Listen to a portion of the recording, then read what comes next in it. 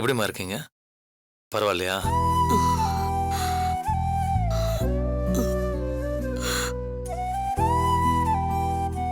அழாதீங்கம்மா. உங்களுக்கு ஒன்றும் இல்லை. கொஞ்ச நாள்ல குணமாயிருவீங்க. டாக்டர்ஸ் கஷ்டப்பட்டு உங்க உயிரை காப்பாத்திருக்காங்க. அதை நினைச்சு சந்தோஷப்படுங்க.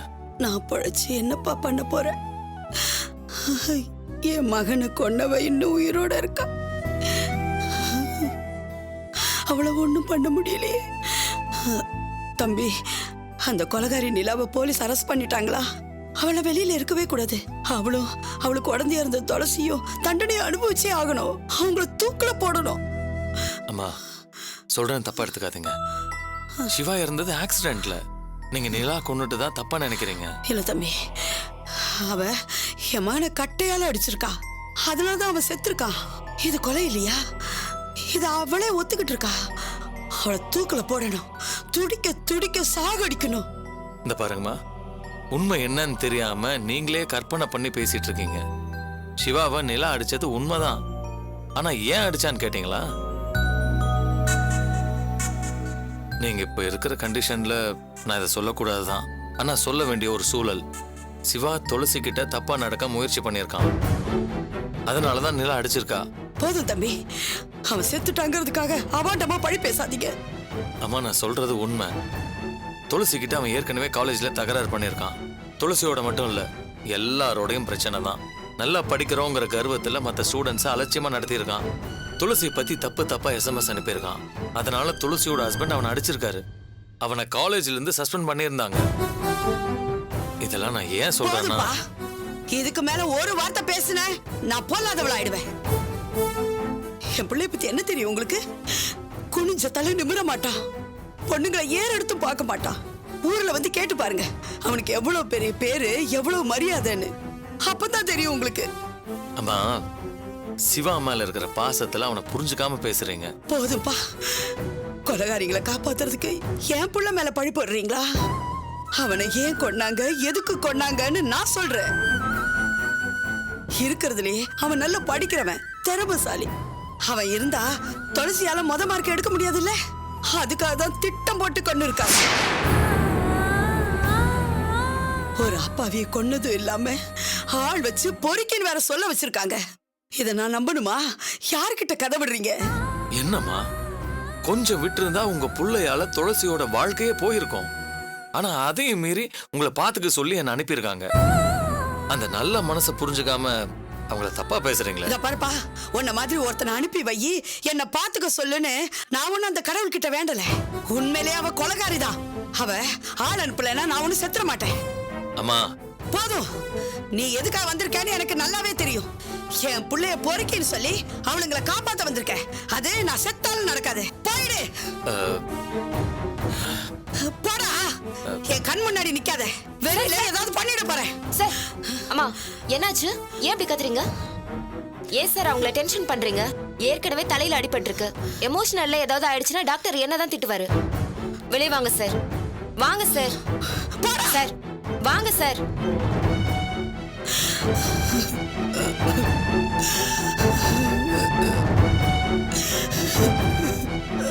வாங்க சார். என்ன சார் இது? சாரி சிஸ்டர், தப்பு என் மேலதான். அவங்க இவ்வளவு கோவப்படுவாங்கன்னு எதிர்பார்க்கல. சார், நீங்க கிளம்புங்க சார். வேற ஒருத்தர் அனுப்புங்க. பேஷண்ட் எப்படி எமோஷன் ஆக விடக்கூடாது. சிஸ்டர், தப்பா எடுத்துக்காதீங்க. இதை நான் ஒரு உதவியா தான் கேட்கிறேன். சமீபத்துல அவங்க பிள்ளை இறந்துட்டாரு. அவங்கள பாத்துக்க யாரும் இல்ல. நீங்க கொஞ்சம் கேர் எடுத்து பாத்துக்கிட்டீங்கன்னா. முழு நேரமும் நான் எப்படி சார் பார்க்க முடியும்? தெரிஞ்சவங்க யாராவது கூட இருக்கணும்ல. அதுக்கு நான் அரேஞ்ச் பண்றேன். அப்பப்ப நானும் வந்து பாத்துக்கிறேன். சம்டைம்ஸ் யாரும் இல்லாம இருப்பாங்க. அப்ப மட்டும் கொஞ்சம் எக்ஸ்ட்ரா கேர் எடுத்து பாத்துக்கோங்க ஓகே ப்ளீஸ். சார், என்னால முடிஞ்ச வரைக்கும் பாத்துக்கிறேன்.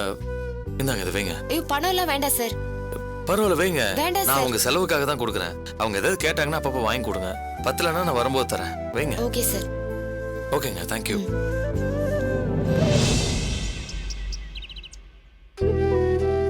நிலா வீட்ல துளசி இல்லன்னா வேற எங்கதான் போயிருப்பா? இவ்வளவு நாளா மாப்பிள்ளைய பத்தி கவலைப்பட்டோம். அவர் திரும்பி வந்துட்டாரு. இப்ப பொண்ணை பத்தி கவலைப்படுற மாதிரி ஆயிடுச்சு. போன் கூட பண்ணாம இருக்கா. அவளுக்கு ஏதாவது ஆயிருக்குமோன்னு பயமா இருக்குங்க. அப்படி எல்லாம் ஒன்னும் ஆயிருக்காது. அப்படி ஏதாவது ஆயிருந்தா நிலா வீட்டுல சொல்லிருப்பாங்க இல்ல. மறைக்கிறதுக்கு என்ன அவசியம்? அதெல்லாம் ஒண்ணும் ஆயிருக்காது. ஏதோ ஒண்ணு நடந்திருக்கு, அது என்னன்னு தான் தெரியல. அப்பா காலேஜுக்கு போய் விசாரிச்சா கண்டிப்பா துளசி எங்க இருக்கான்னு தெரிஞ்சிடும். நான் போய் விசாரிச்சுட்டு வரட்டுமா? இல்லப்பா, கல்யாணியும் சரவணகுமாரும் போறாங்க, அவங்க விசாரிப்பாங்க. நீங்க சிரமப்பட வேண்டாம். துளசிய பார்த்ததும் கண்டிப்பா கல்யாணி ஃபோன் பண்ணுவா. பிரச்சனை எதுவா இருந்தாலும் சரி பண்ணி கூட்டிட்டு வந்துருவாங்க. நீங்க தைரியமா இருங்க. ஏமா நிலா வீட்டுல இப்படி இருக்காங்க? துளசி இத்தனை நாளா அவங்க வீட்டுல தானே இருந்தா.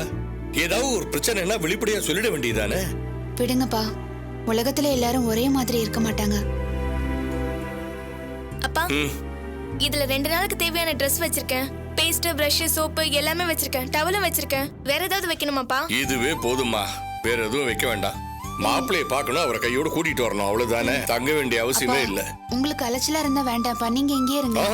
வேண்டாமா, மாப்பிள்ளையோட அம்மா அவரை அனுப்ப கூடாதுங்கிறதுல உறுதியா இருக்காங்க. நான் போய் பேசினாதான் சரியா இருக்கும். நானே இவரும் போய் பேசுறோம்ப்பா. சம்பந்தி அம்மாவை பத்தி உனக்கு தெரியாதுமா. உங்களை பார்த்தா நீங்க யாரு, எதுக்காக வந்திருக்கீங்கன்னு உங்க மனசு நோக்கிற மாதிரி பேசுவாங்க. அதே நான் அவர் என்னோட மாப்பிளை, என்னோட அனுப்புவீங்கன்னு உரிமையோட கேட்பேன். ரொம்ப சீரியஸான விஷயம்மா. என் பொண்ணு இருக்கும் போதே அவருக்கு இன்னொரு கல்யாணம் பண்ணி வைக்கிறேன்னு சொல்றாங்கன்னா நான் போய் பேசினாதான் அவங்க அடங்குவாங்க. விடக்கூடாதுமா அவங்களெல்லாம். ஒரு நிமிஷம். என்ன நினைச்சிட்டு இருக்காங்கன்னு சொல்லுங்க. எந்த குடும்பத்துல இந்த மாதிரிலாம் நடக்கும்? கேட்கறதுக்கு ஒரு மாதிரி மனசுக்கு எவ்வளவு கஷ்டம். Rajesh, I'm very sorry. என்னால இன்னைக்கு வர முடியாது. ஒரு முக்கியமான வேலையா பெங்களூர் கிளம்பிட்டு இருக்கேன். ஒரு 2 நாள் நீங்களே ஹேண்டில் பண்ணிக்கோங்க. சும்மா விடக்கூடாதுமா. நான் போய் பேசிட்டு வரேன். என்னாச்சு? என்ன பிரபாகர், அடிபட்டுச்சா? இல்ல, லேசா அடிதான், ஒண்ணும் இல்ல. முதல்ல உட்காருங்க, உட்காருங்க. ஐயோ, ரத்தம் வருது. பவித்ரா, காயத்துக்கு போடுற மருந்து ஏதாவது எடுத்துட்டு வா. அம்மா, டாக்டர் கிட்ட கூட்டிட்டு போயிடலாமா? இல்லப்பா, மருந்து போட்டா சரியாயிடும். பரவாயில்ல. என்னங்க பாத்து வரல, ஏன் இப்படி? என்னங்க கூட காமிங்க.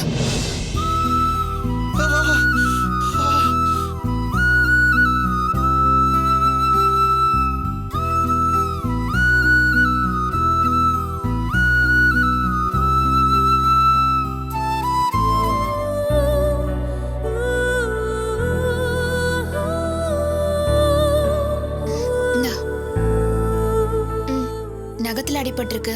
வலி இருந்த பெயின் கில்லர் போட்டுக்கங்க. எப்படியோ 2 நாள் சரியாயிடும். தேங்க்ஸ் தீபா. இதுக்கெல்லாம தேங்க்ஸ் சொல்லுவீங்க? இனிமே கவனமா இருங்க. வலி ஒண்ணும் இல்லையே. மெடிசன் போட்டதுனால கொஞ்சம் எரிச்சலா இருக்கு, சரியாயிரும். என்ன தம்பி, பார்த்து வரக்கூடாதா? ஓடி ஆடி வேலை பார்க்கணும்னா கால் தானே ரொம்ப முக்கியம். அதை பார்த்துக்கணும். இதை பாருங்க, சின்ன அடி அது சரியாயிடும்னு அப்படியே விட்டுறாதீங்க. மருந்து மாத்திரை எல்லாம் சாப்பிட்டு கொஞ்சம் கவனமா இருங்க. புருஷனும் பொண்டாட்டி பாசமா இருக்காங்க. ஒரு நாள் ஒன்னா இருந்தாங்கன்னா சமாதானம் ஆயிடுவாங்க. இவர் வேற கூட போறேங்கிறாரு. இவரை எப்படி தடுக்கிறது? இப்ப வலி பரவாயில்லையா? பரவாயில்ல தீபா. நான் சட்டையை மாத்திட்டு வந்துடுறேன்.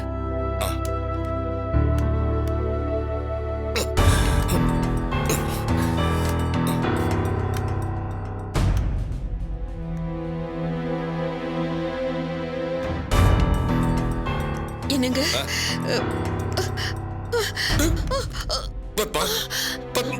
பவித்ரா, என்ன பாப்பா?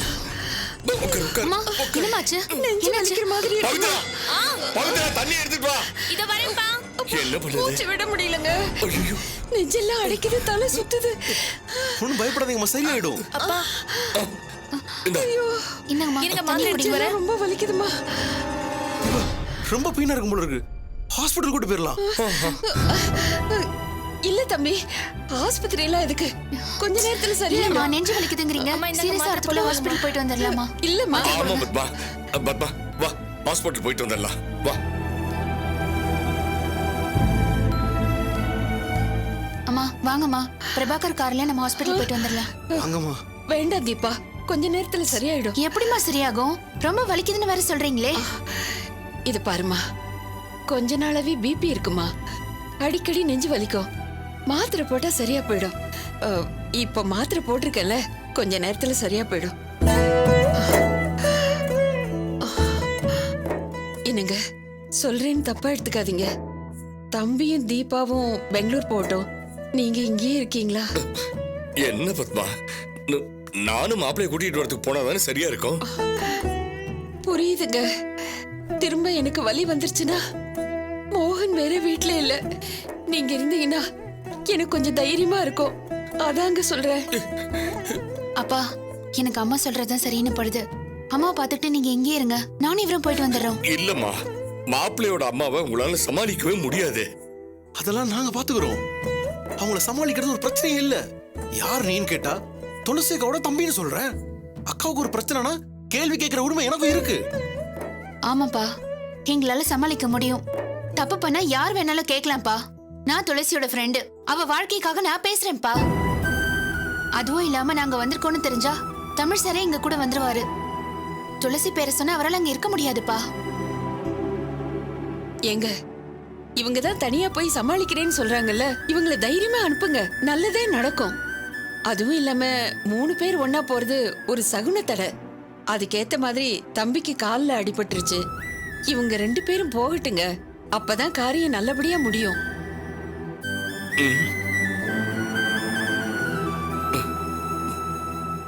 ரொம்ப சங்கடப்படுறா, வலியில பயந்துட்டான்னு நினைக்கிறேன். உங்க 2 பேராலையும் சமாளிச்சிட முடியுமா? நாங்க சமாளிச்சிருவோம், ஒரு பிரச்சனையும் வராது. நீங்க அம்மாவை பாத்துக்கோங்க. தமிழை கூப்பிட்டு வர வேண்டியது எங்களோட பொறுப்பு, அதை நாங்க பாத்துக்கிறோம். அப்பா, அம்மாவுக்கு திரும்ப வலி வந்தா டாக்டர் கிட்ட காமிச்சிருங்கப்பா, அலட்சியமா விட்டுறாதீங்க. அம்மா, உடம்ப பாத்துக்கோங்க. பிபி மாத்திரை எல்லாம் கரெக்டா போட்டுருங்கம்மா, எல்லாம் சரியாயிடும். நாங்க கிளம்புறோம்மா. சரி அப்பா, போயிட்டு வரோம்ப்பா. பரம் பவித்ரா. பார்த்து போயிட்டு வாங்க.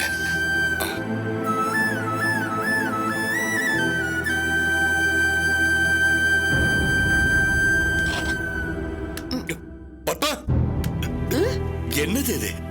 ஏன் இந்த வேலையில செய்யற? உடம்பு முடியலன்னு சொன்னேன்ல, போய் ரெஸ்ட் எடு. எனக்கு உடம்பெல்லாம் நல்லா தாங்க இருக்கு. நல்லதா இருக்கா? நெஞ்சு வலிக்குது, தலை சுத்துற மாதிரி இருக்குன்னு சொன்ன. அதுக்கெல்லாம் ஒரு காரணம் இருக்குங்க. அவங்க 2 பேரையும் பாத்தீங்கல்ல, 2 பேரும் பிரிஞ்சுதானே இருக்காங்க. ஆனா ஒருத்தர் மேல ஒருத்தர் வச்சிருக்கிற பாசம் மட்டும் அப்படியே இருக்கு. புருஷனுக்கு ஒரு பிரச்சனைனா அவ எப்படி துடிக்கிறா, எப்படி பதறா. அப்பா, மனசுல இவ்வளவு பாசத்தை வச்சுக்கிட்டு எப்படிதான் அவங்களால நடிக்க முடியுதோ. ஏதோ போராத காலம், மனஸ்தாபம் வந்து பிரிஞ்சிருக்காங்க. ஒரு நாள் ஒன்னா இருந்தாங்கன்னா, மனசை விட்டு பேசினாங்கன்னா அவங்க சமாதானம் ஆயிடுவாங்க. புரியுது பத்மா. அவங்கள மனசுல வச்சுக்கிட்டு நீ நாடகம் ஆடி இருக்க, பொய் சொல்லிருக்க. ஏங்க, நான் பண்ணது நாடகம் தாங்க. ஆனா அதுல ஒரு நியாயம் இருக்குல்ல. 2 பேரும் ஒன்னாயிட்டாங்கன்னா அவங்க குடும்பமே சந்தோஷப்படும். அதுக்காக பொய் சொன்னதுல தப்பு இல்லையே. மாப்பிள்ளையோட வரும்போது அவங்களும் கண்டிப்பா சமாதானம் ஆயிடுவாங்க. அது உங்களால கெட்டுற கூடாதுல்ல. அதனால தாங்க உங்களை தடுக்கணும்னு அப்படி ஒரு நாடகம் ஆடினேன். தப்பா எடுத்துக்காதீங்க. நான் தப்பாவே எடுத்துக்கல பத்மா. உன்னை நினைச்சா எனக்கு பெருமையா இருக்கு. யாரோ எவரோன்னு நினைக்காம அவங்க ஒண்ணு சேரணும்னு நினைச்ச பாரு, அதுக்காகவே உன்னை பாராட்டணும். ஆனா அதுல ஒரு சுயநலமும் இருக்குதுங்க. நான் அவங்களுக்காக மட்டும் பண்ணல, நமக்காகவும் தான் பண்ணேன். புருஷனோட தீபா சேர்ந்துட்டானா கல்யாணியும் யோசிப்பாங்க. இவளே மன்னிச்சிட்டா மோகனை நாம ஏன் மன்னிக்க கூடாது அப்படின்னு யோசிப்பாங்க. ஒருவேளை அவளே சும்மா இருந்தாலும் தீபா அவளை சும்மா இருக்க விட மாட்டா. என்ன மாதிரி நீயும் உன் புருஷனை மன்னிச்சு ஏத்துக்கோ அப்படின்னு அட்வைஸ் பண்ணுவா. அது மூலமா நமக்கு ஒரு நல்லது நடக்குமேங்கிற நம்பிக்கை. உன் நம்பிக்கை வீண் போகாது பத்மா. மத்தவங்களும் நல்லா இருக்கணும்னு நினைக்கிறேன் இல்ல, அதுக்காகவாவது நீ நினைக்கிறது எல்லாமே நடக்கும். பார்த்துக்கிட்டே இரு. மாப்பிள்ளை வருவாரு, துளசி வருவா, கல்யாணியும் வந்துருவா. நம்ம எல்லாரும் சந்தோஷமா இருப்போம். நிச்சயமா நடக்கும்.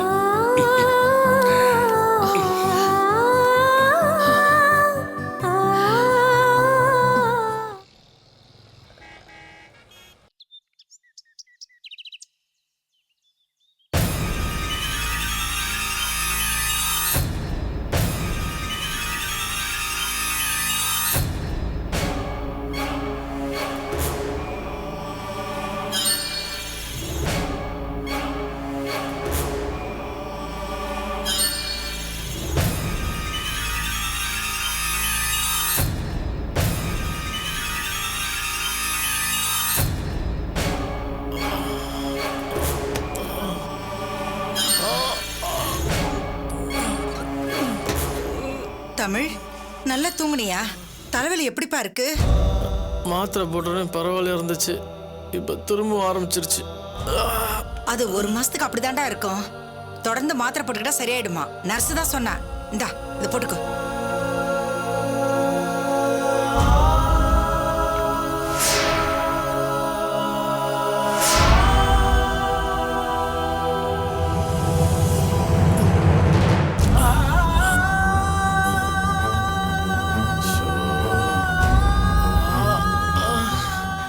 என்ன தமிழ், ரொம்ப தலைவலிக்குதாப்பா?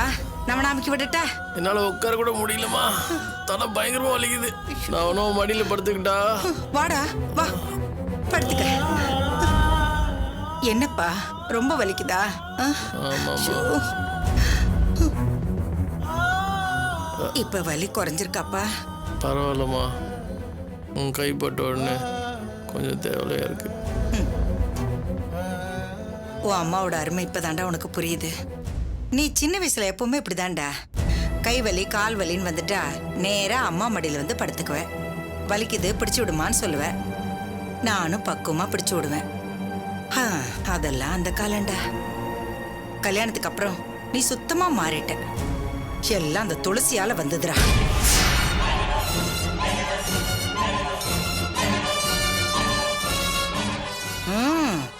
உனக்கு துளசியை பத்தி சொன்னதும் உன் சுருன்னு வந்துருமே. இப்ப எதுக்கு நான் கோவமா எந்திரிச்ச?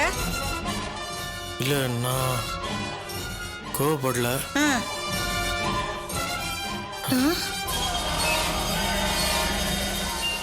துளசி எங்கம்மா?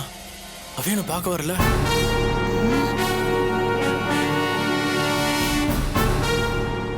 அவ வரமாட்டாடா. எப்படி வருவா? அவளுக்கு தான் உன் மேல அக்கறையே இல்லையே. உனக்கு ஒரு விஷயம் தெரியுமா? நீ மும்பைல மந்திரி வீட்டுல இருந்தப்போ உன் புருஷனை கூட்டிட்டு வரலாம் வான்னு கூப்பிட்டப்போ அவ வரவே மாட்டேன்னு திமிரா பதில் சொல்றாடா. எனக்கு படிப்பு தான் முக்கியம், வேற எதை பத்தி எனக்கு அக்கறையே இல்லைங்கிற மாதிரி பேசுறா. கட்டின பொண்டாட்டி இப்படியாட பாசம் இல்லாம இருப்பா? சொன்னா நீ கோவப்படுவ, ஆனா அதான்டா உண்மை. உன் மேல அவளுக்கு பாசமே கிடையாது. நீ செத்தாலும் பரவாயில்லன்னு பாண்டிச்சேரியில படிப்பே கதின்னு இருக்காடா. என் பேச்சுல நம்பிக்கை இல்லைன்னா நீ லாவணியாவன கேட்டுப்பாரு. அவ மாப்பிள அவளோட மாமனாரு ஆளுக்காள் போன் பண்ணி வா வான்னு கெஞ்சி பாத்துட்டாங்க. அவ போனே எடுக்கலடா, எடுத்தாலும் கட் பண்றா. இப்ப கூட நீ வந்துட்டேன்னு அவளுக்கு தகவல் சொல்லியாச்சு, ஆனா அவ வரலடா. உன்னை அவ புருஷனாவே மதிக்கல, வெறும் பணங்காட்சி மரமாவே நினைக்கிறான். அவ அப்படியே நினைக்கிறா? ஆமாடா. என் மேல உனக்கு நம்பிக்கை இல்லையா? பொய் சொல்றேன்னு நினைக்கிறியா?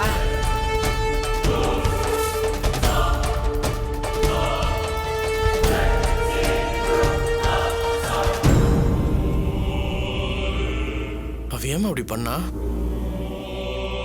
அவ என்ன ஏன் துளசியா? துளசியா என்ன பாகு? தமிழ் தமிழ் என்னடாச்சு? ஏன்டா உனக்கு பேச்சு வளருது?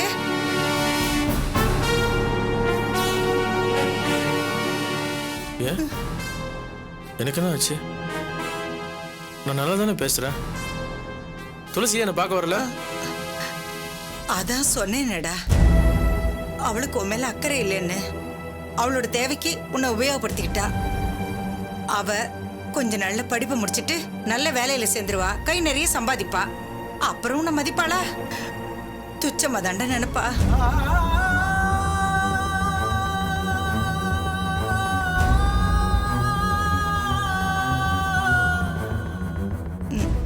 இத நான் சொல்லலடா, அவளே அவ வாயால சொன்னது. படிப்பும் வேலையும் தான் முக்கியம், புருஷனை பத்தி அனாவசியம் சொன்னாடா. துளசியா? ஆமாண்டா. படிப்பு தான் முக்கியமா? அப்ப நான் அவளுக்கு முக்கியம் இல்லையா? அவளுக்கு புருஷன் வேணாமா? என் குட்டிமா அப்படி சொல்லிருக்க மாட்டாமா? குட்டிமாவா? தூக்கி அவளை குப்பையில போடு. நீதான் அவளை கொண்டாடுற. ஆனா அவ உன்னை கழட்டி விட்டு செருப்பா கூட மதிக்க மாட்டேங்கிறா.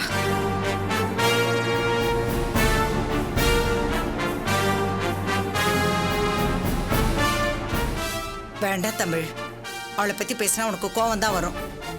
ஆனா சாரு அப்படி இல்லடா, உன் மேல உயிரே வச்சிருக்கா.